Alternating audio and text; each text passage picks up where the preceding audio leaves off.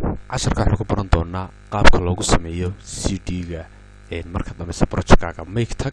project-keena imika waa inoo sheegay inta awoodiisu tahay u fiirso waa waxa weeyaan 6 megabyte iyo 701 KB marka halkan waxaad oranaysaa file weyn tagta halkan mbeg2 markaad ka dhigto macnaheedu waxa weeyaan waa kan DVD akhri kara DVD compatible DVD kasta waa akhri kara laakiin kan kale midna wax weyn mbeg1 ku video CD-da ayuu compatible ku yahay CDs-ka yani recordada CD-da la geliyo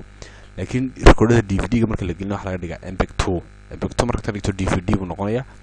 DVD markan ka dhigna 12 megabyte buu noqday 230 megabyte baan jeedaa iyo 200 KB marka halka marka mbeg1 ka san u tiraado mbeg1 ku wax weyn CD-gu compatible yahay CD-da lagu dhageysan karaa laakiin marka kale DVD-da lagu dhageysan karaa mbeg2 mbeg4 ga isaga waxa uu dhageysan kartaa isagana wuxuu compatible ku yahay very small yani marka mbeg aday ku tala for ka dhigtaa marka soo dhamayso in waxa leedahay create marka tiraado meel ayuu ku dhigay mb4 kugu save garanaya halkaas uu ku dhigay magaciisa waxa leedahay test okay baad siinaysaa dad project uu wadaya ay ugu fiirsan halka marka uu dhameeyo make movie in progress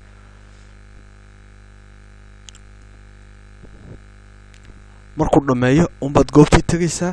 aad ku save garaysay dabad wuxuu ku sameeynaya markuu goobtii ka dhigay isagoo aad computer ku dhex daawan karto marka waan eegaynaa suuqina u fiirso goobtii loo dhigay inuu shaqada ku socdo goobtan okay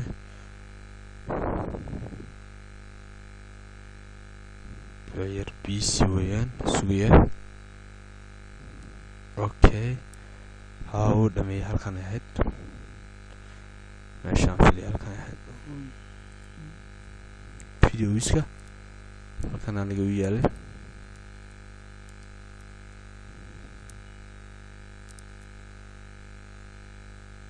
halkan markuu soo yidhi advance meelaanka advance oo halkan eeg waa kan project-kaaga test imika caadi waxaad ugu daawan karaysaa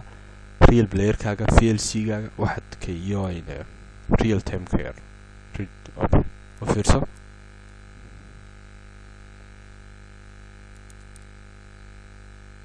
kaas oo fiirso caadi imika wada daawanaya baalka ayr ku daawanaya oh nice